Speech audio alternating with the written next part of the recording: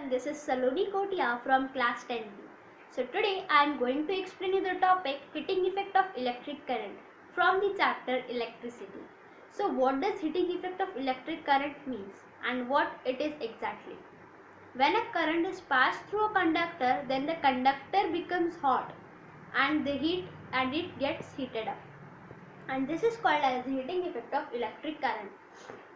For example, if you plug your mobile for charging and then you took it out after some time, then you will see that your mobile gets heated up quickly. This is because of the phenomenon of heating effect of electric current. And as we take one example of TV, if you watch your TV continuously for many hours, so after shutting down, if you touch your TV and you will observe that your TV also gets heated up quickly. This is also because of the same phenomenon. And further we will discuss how to derive the formula of this heating effect of electric current and how to uh, and on what factors this heating effect of electric current depends. And I want to tell you one thing, that the electrical energy in this process is converted into the heat energy. As the electric current is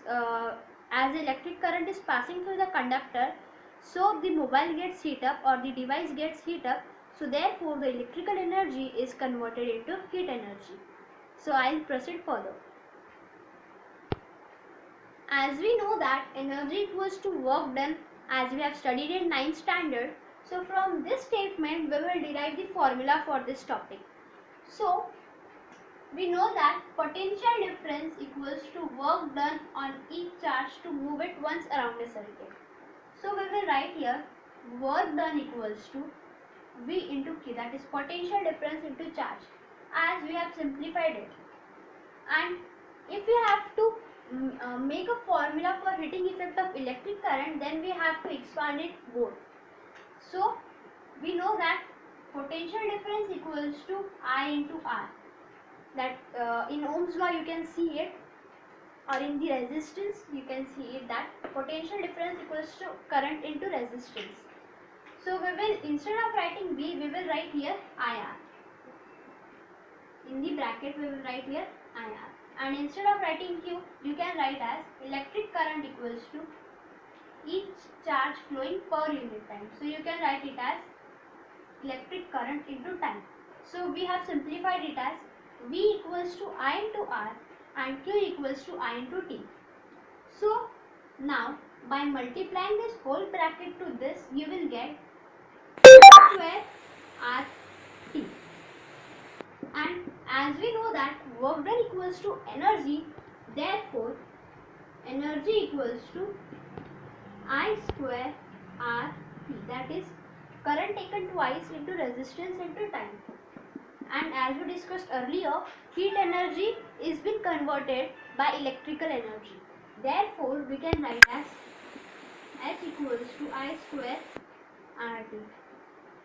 So this is our concluding statement, that heat energy equals to current taken twice into resistance into time.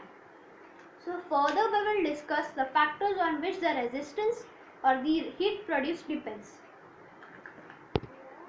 So now we will see factors on which heat produced depends. So first factor is the current. Heat is directly proportional to current. If the current will be more in the conductor, then the heat produced will also be more. As if electrical energy is converted into heat energy, therefore if current will be more, heat energy will also be more.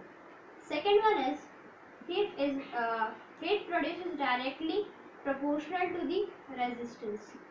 As the resistance of a conductor means the obstruction to the flow of current will be more, then the heat produced will be more,